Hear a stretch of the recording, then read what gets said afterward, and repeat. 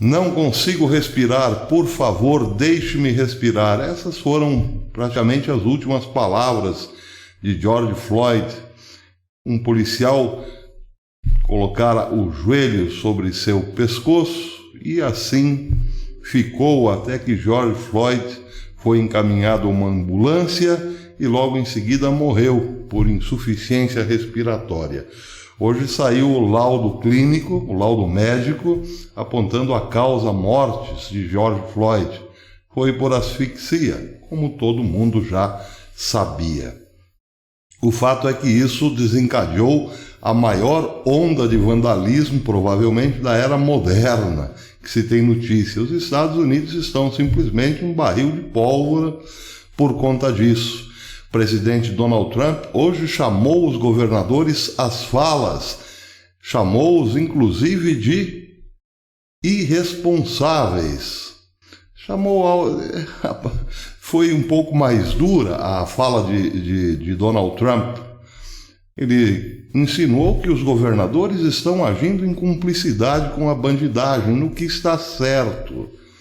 Haja vista, por exemplo, a prefeita do condado de Colômbia, em Washington, D.C., que não está muito aí para o vandalismo próximo à Casa Branca. Inclusive, houve um incêndio de uma catedral histórica, uma igreja histórica de São João, a Catedral de São João, próximo à Casa Branca.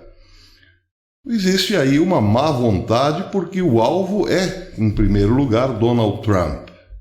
A irresponsabilidade da polícia também conta contra Donald Trump, mas pode ser até que tenha sido de propósito. Quem nos garante que o policial que matou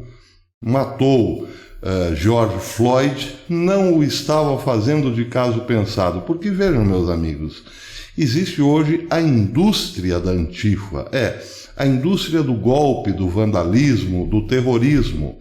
A Antifa está recebendo dinheiro, quem sabe, dos cartéis mexicanos da droga, de George Soros, de governadores, de prefeitos e assim por diante, para causar o maior caos no país. Quanto maior o caos, melhor para eles, porque querem um país desmantelado e finalmente arrancar dele o seu presidente.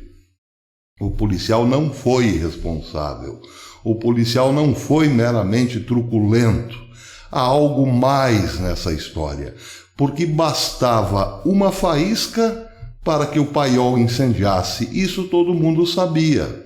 Aliás, parabéns à polícia ontem aqui no Brasil, porque certamente entre os gaviões da democracia havia muita gente ali querendo algo parecido com o que aconteceu nos Estados Unidos. Uma vítima vestindo negro para tocarem fogo no país, como dizia Lulinha antes de seu pai ser preso. Há uma indústria e há um interesse por trás de todos esses movimentos aparentemente espontâneos. Não há nada de espontâneo nisso. Espontâneo é o cidadão botando sua camisinha amarela e indo para Brasília gritar mito. Isso é espontâneo, porque é o que o povo quer fazer. Sem receber nada em troca, apenas dar o seu apoio ao presidente. O resto é muito suspeito. Nos Estados Unidos, algo também ainda mais suspeito do que a morte de Floyd, provocada certamente, são o número de mortes, um número assustador de mortes por overdose. Uma matéria saída no ProPublica, uma matéria longa, diz que o número aumentou e muito antes da pandemia. Já antes da pandemia, o número de mortes por overdose tinha aumentado, mas agora simplesmente disparou. Um médico legista, diz a matéria, entre uma descrição e outra, a matéria diz o seguinte, entre um comentário e outro, melhor dizendo, a matéria diz o seguinte: o médico legista do condado de DuPage, Richard Jorgensen, disse que ficou tão surpreso este mês ao ver 22 mortes por overdose em 3 semanas que ligou para clínicas de reabilitação e advogados locais para ver se eles podiam explicar o que estava acontecendo. Recebeu como resposta que médicos legistas de pelo menos 9 condados de Illinois também estavam assustados com o mesmo problema. Eles estão vendo a mesma coisa, muitas pessoas ligando com problemas, tendo problemas para permanecerem sóbrios, outros já com histórico de drogadição, com recaídas constantes, disse Jorgenson, que se preocupa com o fato de que mais pessoas estejam usando drogas sozinhas por causa da ordem de permanência em casa no estado. Ele diz: se você está sozinho, não há ninguém para lhe socorrer num caso de overdose. Isso é um problema seríssimo de saúde pública. Pois é, a matéria começou dizendo que enquanto o Covid matou centenas em Chicago e Illinois, o problema de opioides intensificou seu próprio cerco mortal longe dos holofotes, às escondidas, envolvendo uma crise de saúde pública dentro de outra crise. Mais de 2 vezes, ou melhor, mais do dobro de pessoas morreram por suspeitas de overdose, por problemas de overdose, de opioides nos primeiros 5 meses do ano em Cook County do que pelo Covid. A matéria, como disse, é longa. Entre outras coisas, diz o seguinte: o fator complicador desse problema é não apenas a depressão, muitas vezes, o estresse gerado pelo confinamento, mas também a facilidade para se conseguir os tais opioides, as drogas. Pois é, se alguém disser que não há uma coordenação nessa história, bem, aí é preciso sim apresentar as provas, porque tudo nos está fazendo crer que há alguém regendo essa orquestra. Os cartéis da droga estão financiando a baderna nos Estados Unidos. A baderna, por sua vez, colocará mais Estado nas ruas, ou seja, mais policiais nas ruas. Mais policiais nas ruas querem dizer mais pessoas trancafiadas em casa. Mais pessoas trancafiadas em casa, maior o consumo de drogas. Maior o consumo de drogas, maior o número de mortes. Maior o número de mortes, maior o número de vítimas do Covid. Impossível não enxergar esta relação. Maior o número de mortes por Covid, maior o controle do Estado terá que haver daqui para frente. O mundo simplesmente mudou, amigos. E nós estamos vivendo simplesmente o fim da civilização tal como conheceram os nossos pais, os nossos avós e nós até ontem. Nada mais voltará a ser o que era.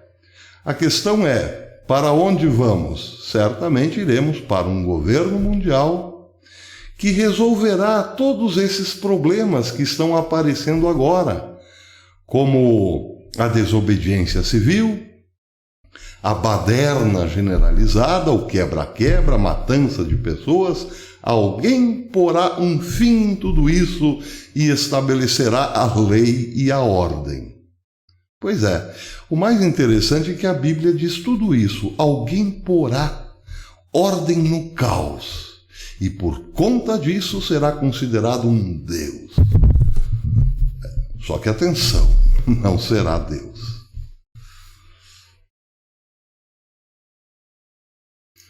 Pois é, e tem gente que reclama quando eu faço uma ligação entre a palavra de Deus e a realidade, como se fosse possível desvinculá-la. Não bastasse nossa prisão domiciliar, agora um desses iluminados, colocados por nós lá no Olimpo de Brasília, o senador Alessandro Vieira, do Cidadania, anote esse nome, Alessandro Vieira, quer nos tirar até mesmo a liberdade na internet.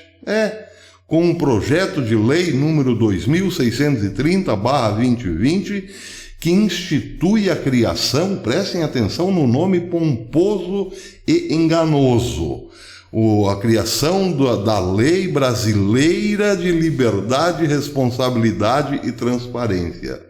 Tudo isso para tirar a liberdade, para impor sobre nós, pacatos cidadãos, a velha e boa manipulação da notícia pela grande mídia, ou seja, o monopólio da notícia por grandes companhias oficiais de informação, enquanto os canais, os criadores de conteúdo pequenos serão certamente perseguidos.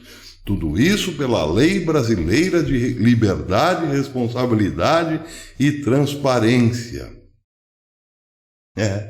Você é obrigado a ficar em casa, mas também será obrigado a consumir só o que for permitido pelo sistema. E não bastasse isso, parte 3, 4, sei lá, Davi Alcolumbre, que deveria estar preocupado com problemas reais que assolam o país, faz questão de votar esse projeto o mais rápido possível. Logo eles que engavetam as coisas essenciais para priorizar as inessenciais. Claro, inessenciais para nós, mas para os donos do poder é fundamental o controle da mídia. Você ainda duvida que vivemos uma ditadura, irmão? Davi Alcolumbre, presidente do Senado Federal, afirmou na segunda-feira, hoje, que manterá na pauta de amanhã, dia 2, um controverso projeto de lei que trata das fake news.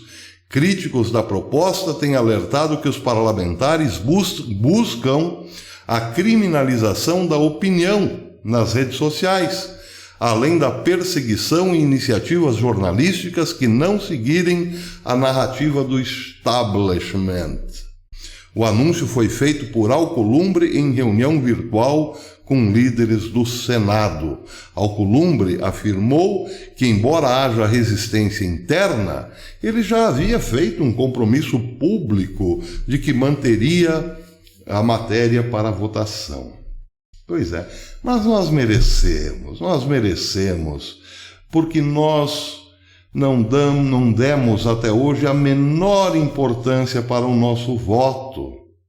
Éramos um bando zumbizado, íamos com má vontade para as urnas eleger qualquer um para se livrar logo do compromisso e voltar para casa para fazer aquele churrasquinho e tomar aquela cerveja gostosa.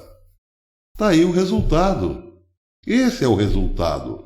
Nós escolhemos algozes ao invés de representantes dos nossos interesses. E algozes da mais baixa qualidade moral, intelectual, espiritual e seja lá o que for. Nós merecemos este tapa na cara. Ou você duvida disso também? Precisamos fazer pressão. Gravem esses nomes: Alessandro Vieira, aquele que quer cortar a nossa liberdade na internet, justamente no momento em que estamos presos em casa. E o famoso Batoré Alcolumbre, Davi Alcolumbre, outro, como dizer, filhote de Renan Calheiros, que muita gente dizia, não, Alcolumbre é um avanço porque tiramos Renan Calheiros. Que belo avanço, hein? Que belo avanço. Se você gostou deste vídeo, se você gostou desse canal, chegou agora, gostou, inscreva-se, ative o sininho, deixe o seu like e compartilhe esses vídeos. Até quando, não sei, mas não custa pedir.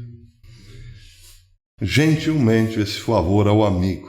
Pode ser que sejam os últimos vídeos desse canal. Até depois.